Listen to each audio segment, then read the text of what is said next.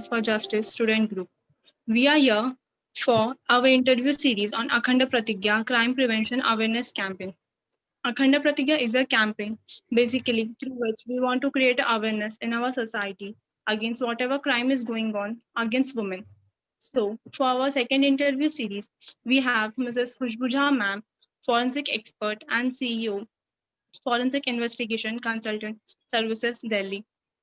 So basically, my first question is, ma'am, whatever crime is going on against women in our society, what are your opinions regarding it? Okay, first of all, thank you very much, Applied Forensic Science Justice Group, for inviting me here. And many congratulations to you all for such a great initiative you have taken. That Akhand Pratigya Crime Prevention Awareness Campaign you have started. It's a great initiative. And so let's come to the topic. You know what, as we can see, every day the rate of crime is increasing. This is the data because of there are number of reasons why these crimes are increasing if you know discuss about it. So we can say there are so many reasons. Let me explain some of the reasons which we can see in our society. There are unemployment is a major concern nowadays, because unemployment, if people are unemployed, their desires, you know, they are looking for the basic needs, they are not able to fulfill. Just to fulfill that, they just doing these kind of crimes in order to fulfill their needs or greeds, we can say. What happened, like in our country, there is population is also a major concern, because what happened exactly, the number of population, as we can see, uh, according to the population, the unemployment data is too much there. So what happened, they are not getting the proper job, and just to get the job they are doing all these activities. They are not able to getting the proper job, because they have done MBA, masters and different courses, but after that they are not getting the job as per their expected level. So they started using shortcuts to get their aim, to get the money. So all these are happened because of the one of the reason is our unemployment.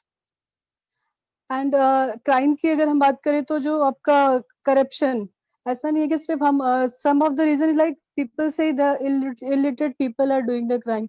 Not at all. Literate people are equally responsible for that. If we see, like literate people, corruption is there. Corruption is done by the literate people most of the time. So literacy rate is definitely, this is one of the reason you can say, but equally the literate people are also doing these kind of crime. And their lack of awareness, people are, you know, they are not aware about the complete information, you can say. So that is also one of the reason.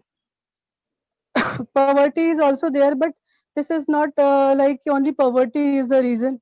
They, what happen if if people are poverty is there, though they just fulfill their desire, they are not getting up to the mark salary, up to the mark money. So they just go for the short run to get their food, to fulfill their aim and all. So they are doing that. Politicians are equally, you know, वो लोग क्या करते हैं आजकल, different people को आपस में लड़ाई करवा देते हैं, वहां पे क्राइम हो जाता है. तो politicians are also, they are also involve, because all, you know, all these are the factors. सबको मिलाकर के ओवरऑल क्राइम रेट जब हम फाइंड आउट करते हैं कि टोटल क्राइम कैसे हुआ, टोटल क्राइम कितना हुआ, तो ये सारे उसमें उसके अंदर ये सारे रीजंस आते हैं. रेसिज्म की बात करें हम, जाति के अकॉर्डिंग, आजकल जैसे अभी रिसेंट हमारे केसेस आप देख लीजिए, रेप अगर हुआ है तो लोग उसमें भी फाइंड आउट करते हैं कि मुस्लिम ने हिंदू का रेप किया, मीन्स वहाँ पे धर्म की बातें आ जाती है. सो सिर्फ कोई एक फैक्टर नहीं कह सकते कि इसकी वजह से जो रेट, क्राइम रेट हमारा इंक्रीज हो रहा है. सो रेसिज्म इज ऑल्सो देयर. धर्म हो गया हमारा, politicians, number of media, TV, violence, आजकल तो ये बहुत हो रहा है. ये भी एक रीजन है कि कुछ ऐसी चीजें दिखाई हैं, सबको लगता है ये बहुत ही प्रैक्टिकल है, लीगल है, और वो चीजें फिर अगर नहीं फुलफिल होती वो उसको रियल लाइफ में करने की कोशिश करते हैं, वहां पे भी इस तरीके के क्राइम्स का इनिशिएटिव हो जाता है। कुछ लोगों की फैमिली कंडीशंस ऐसी होती है कि वो लोग उनके डिजायर्स को फुलफिल नहीं करते हैं, तो वो इस तरह से क्राइम के रास्ते में चले जाते हैं। या फिर हम ऐसा कह सकते हैं कि फैमिली अपब्रिंगिंग बहुत इंपॉर्टेंट है इस केस में। उनकी अपब्रिंगिंग ऐसी होती है कि उनको ये सब बहुत नॉर्मल लगता है कि ये ऐसा तो नॉर्मल है, क्राइम के डेफिनेशन के अंदर ये चीजें है ही नहीं। ये कहीं ना कहीं सोशल मेंटल रिटार्डेशन, या फिर हम ये कह सकते हैं डिप्रेसिव पीपल भी ऐसा करते हैं, जो लोग डिप्रेशन में होते हैं या मेंटल इलनेस हम जिसको कह सकते हैं। तो नंबर ऑफ फैक्टर्स, इन सबको अगर हम मिला दें, सारे फैक्टर्स को अगर हम मिला दें, तो ये ओवरऑल मिला करके इन सब का इम्पैक्ट होता है हमारे क्राइम रेट पे। हाँ जी ma'am. But particularly like when we come to females, like हमें कहा जाता है कि आप रात में बाहर नहीं जा सकते, आप ऐसे मत करो वैसे मत करो, तो आपके ओपिनियंस उस रिगार्डिंग क्या है?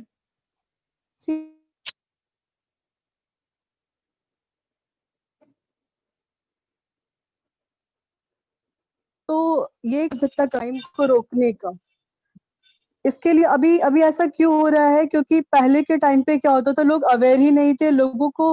और हमारे कंट्री में फीमेल को हमेशा से ही ऐसे क्राइम्स तो पहले भी होते थे, आज भी होते हैं।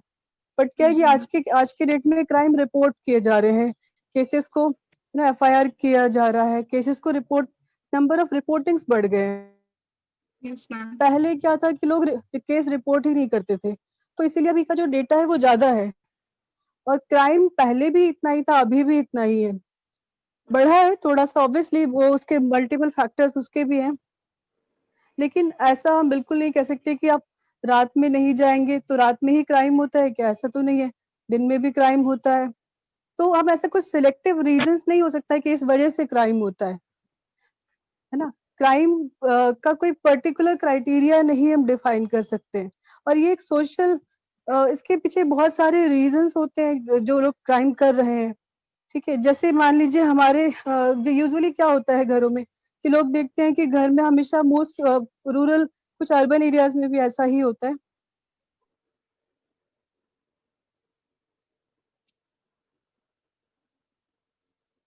फीमेल पर्सन मोस्टली मेल डोम सोसाइटी तो है हमारी, तो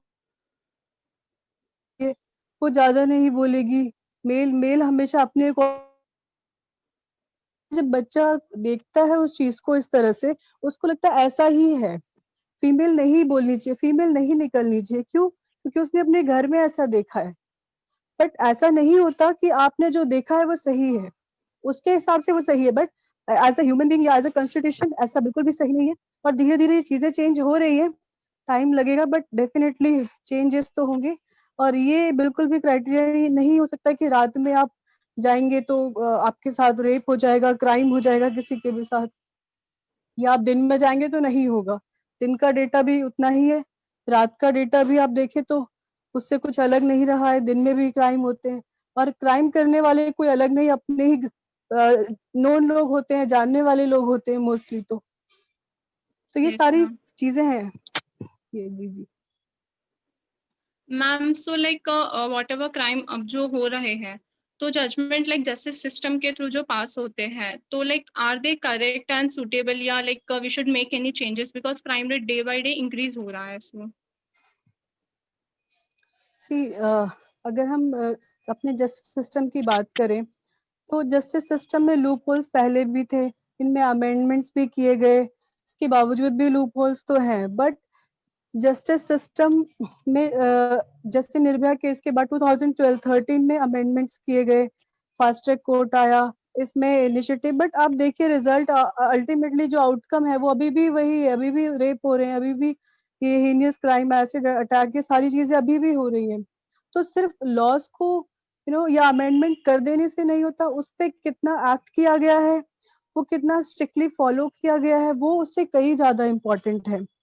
तो इसको फॉलो करना इम्पोर्टेंट है। प्लस हमारा जो जस्टिस सिस्टम है, इसमें जैसे कोई भी प्रिजनर है या जिसको पनिशमेंट दिए, कैपिटल पनिशमेंट, अब तो हमारे इसमें हीनियस क्राइम के लिए कैपिटल पनिशमेंट डिफाइन कर दिया गया है, बट इसके बावजूद जो कुछ बेसिक जो क्राइम्स होते हैं उसमें क्या होता है, प्रिजनर अगर जेल में है तो उसको अंदर जाने के बाद वहां पे रिफॉर्मेशन नहीं होता, उनका रिफॉर्मेशन सेंटर अच्छा नहीं है।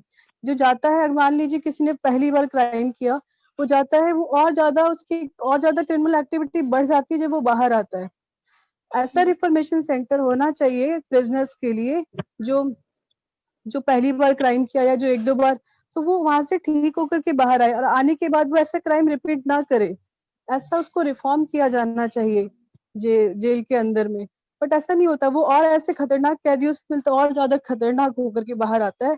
और अगर पहले कुछ हल्का किया हो तो अब और ज्यादा बड़ा मर्डर और ऐसे क्राइम्स को करता है। तो ऐसे बहुत सारी चीजें हैं, और सिर्फ हम जस्टिस सिस्टम को ही ब्लेम नहीं कर सकते हैं। देखिए, हमें ना अवेयरनेस की बहुत कमी है हमारी सोसाइटी में। जितना ज्यादा लोग अवेयर होंगे, अगर मुझे पता होगा कि भाई इस निर्भया के बाद ये वाला लॉ आया था, इसमें कि 14 सेकंड से ज्यादा टाइम तक कोई भी आपको अगर स्टेयर करता है, घूरता है, तो वो भी क्राइम है।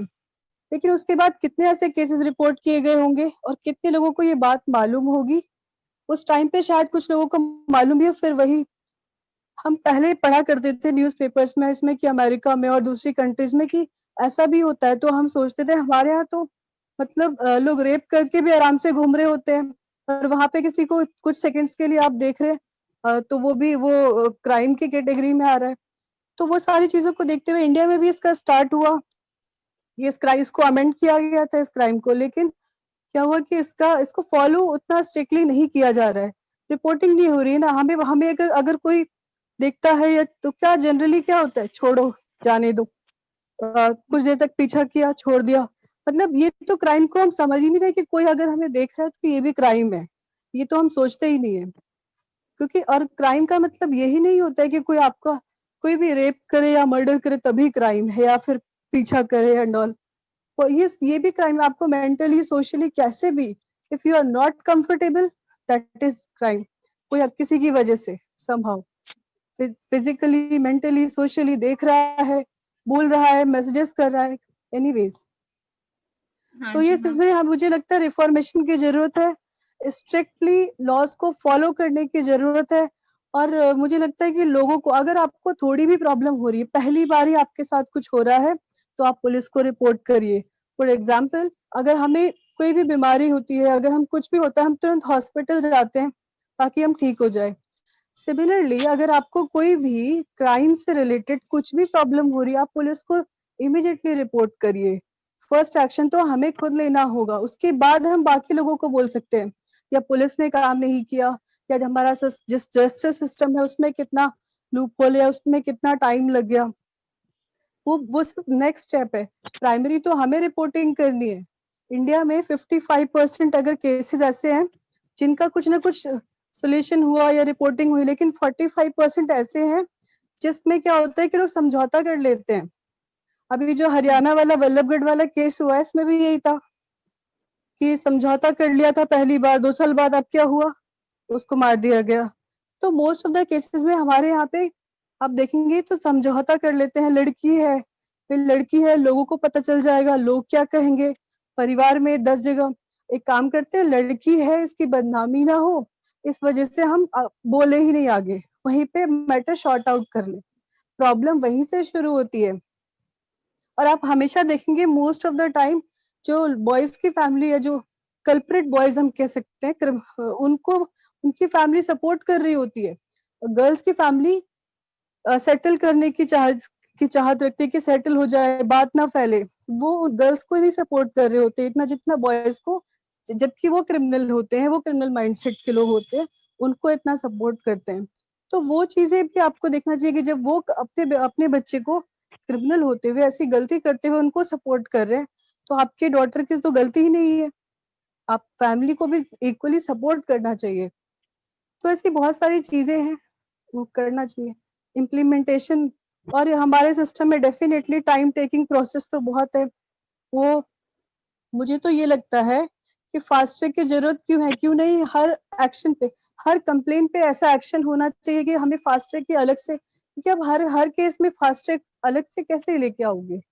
तो हर केस जैसे ही रिपोर्ट होता है आप तुरंत एक्शन वैसे ही लीजिए ना, हर केस को वैसे ही सॉल्व कीजिए ना, आपको क्यों अलग से फास्ट ट्रैक की भी जरूरत पड़ रही है? कई बहुत सारी चीजें हैं, सबको मिलके करना होगा। किसी एक पर्टिकुलर सिस्टम की या किसी की हम गलती नहीं कह सकते, है ना? तो ये सारी चीजें हैं। हाँ जी मैम।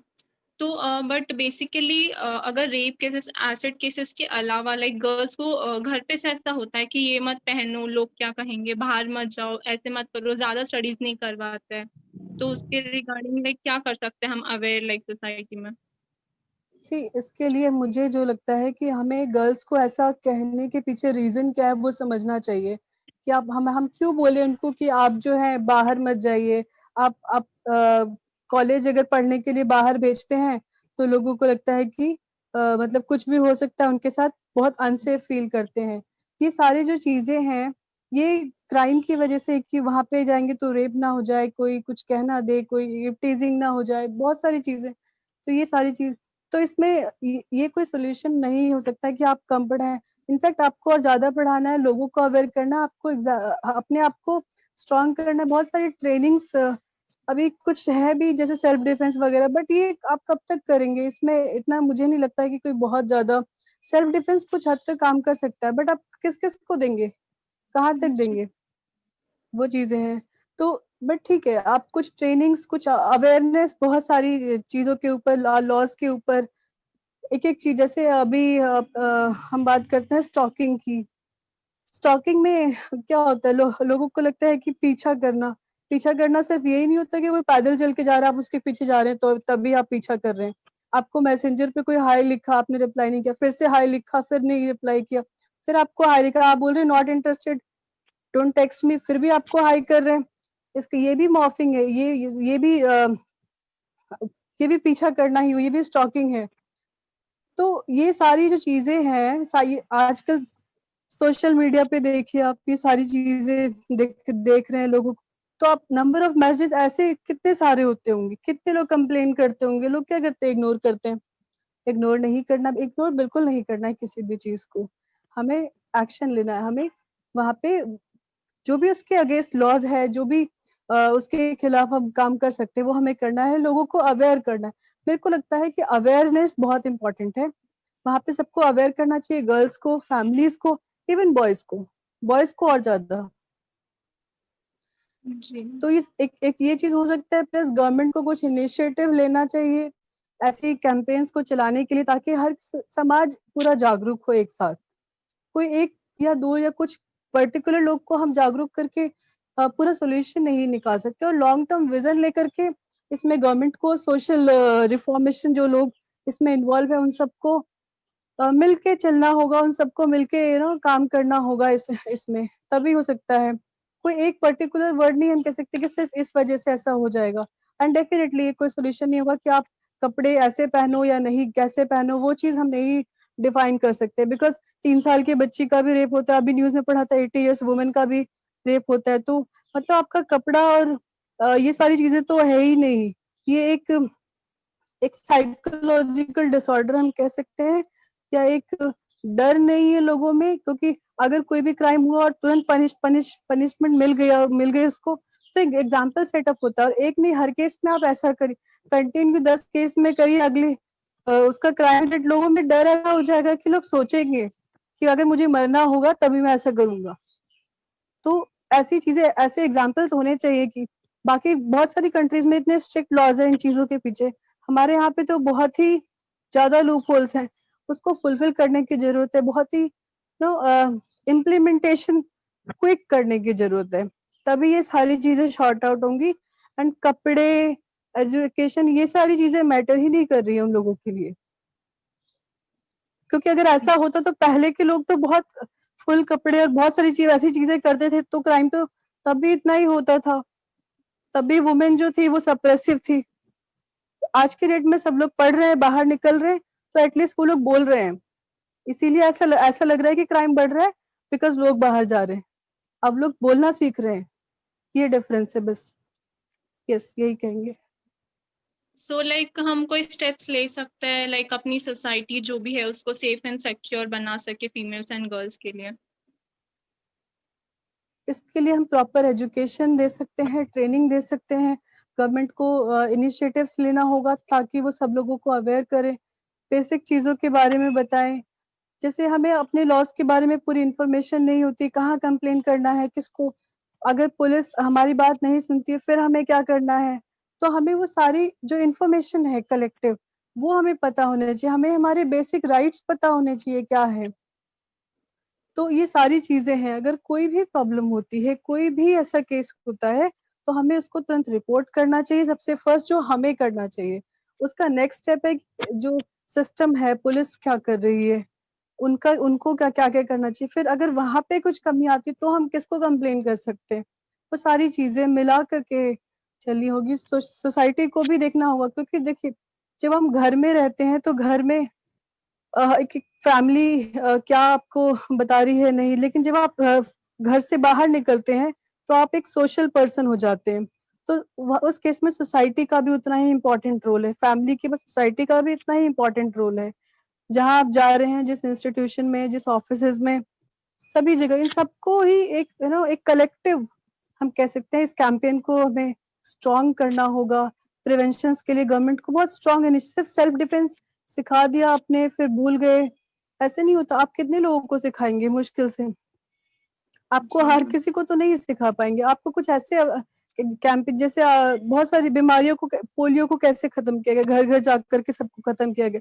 आप क्यों नहीं ऐसा कुछ करते हैं ताकि घर घर में ऐसी इंफॉर्मेशन पहुंचे सबके सबके पास, ताकि ये जो प्रॉब्लम है ये खत्म हो और लोग आराम से रह सके। अभी अगर हम देखें तो लास्ट जो डेटा मैंने पढ़ा 2017 का, तो इंडिया में जो भी फॉरेनर्स फीमेल आती हैं वो बहुत डरती हैं। इंडिया में 4th अनसेफेस्ट कंट्री है, आने से डरते हैं लोग। क्यों? क्योंकि वो डेटा देख के डर जाते हैं। ऐसा डेटा है हमारी कंट्री का। दिल्ली दिल्ली को क्राइम कैपिटल कहा जाता है। मुंबई देखिए, अभी यूपी का बहुत ही, यूपी में इतने सारे केसेस हो गए हैं। तो और हमारे सोसाइटी में बहुत सारे लूप होल्स भी हैं, बट ठीक है, उसका कई बार क्या होता है कि अच्छा रेप हुआ, रेप तो हुआ, जो हुआ सो हुआ। उसके अलावा हिंदू मुस्लिम वाला चीज आ गया, रिलीजन वाला चीज आ गया, सोसाइटी ऊंची जाति छोटी जाति, ऐसी ऐसी चीजें आ जाती हैं। तो इन सब चीजों को से बढ़ करके हमें वो ध्यान देना चाहिए कि क्राइम जो हुआ है उसका रीजन क्या है, वो क्या उसका एग्जैक्ट रीजन है, इसको कैसे रोका जाए कि ऐसी चीजें ना हो। तो ये सारी चीजें हैं, कलेक्टिवली हम सबको करना होगा वो चीजें। जी। जी मैम, लास्टली तो आप कोई मैसेज देना चाहेंगी हमारे कैंपेन के थ्रू, अखंड प्रतिज्ञा? आपका जो अखंड प्रतिज्ञा कैंपेन है, it's a very good initiative. और आप लोग इतने यंग एज के ग्रुप हैं, पूरी टीम है, सबको मेनी कांग्रेचुलेशंस, बहुत अच्छा काम कर रहे हैं। जिस एज में बच्चे सिर्फ ये सोचते हैं कि हम नेक्स्ट स्टेप में क्या लेंगे, नेक्स्ट कोर्स कौन सा करेंगे, अभी हम क्या उस स्टेज में आप लोग इतना अच्छा इनिशिएटिव लेके काम कर रहे हैं, इतनी सारी अवेयरनेस ले रहे हैं। बहुत ही अच्छा, एंड आई विश आप लोग बहुत ही अच्छा आगे काम करते रहेंगे। एंड मेनी कंग्रेचुलेशंस कि I very much. Appreciate each and everyone, you all are doing a great job. Thank you very much ma'am. Always welcome. Thank you ma'am. Maybe आपके जो आपने जो बताया इस सबसे हमारे सोसाइटी वाले जितने भी पर्सन है इस वीडियो के देखने के बाद उन लोग कुछ सीख जाए कि हम लोग क्राइम फ्री इंडिया कैसे बना सकते हैं। और हम लोग आगे ऐसे ही कैंपेन करते जाएंगे मैम, और आप भी सपोर्ट करना। हम लोग चाहते हैं कि आप लोग से वजह से ही हम लोग पूरे सोसाइटी वाले को हम लोग एक मैसेज देना चाहते हैं कि हम लोग कैसे क्राइम को रोक सकते हैं।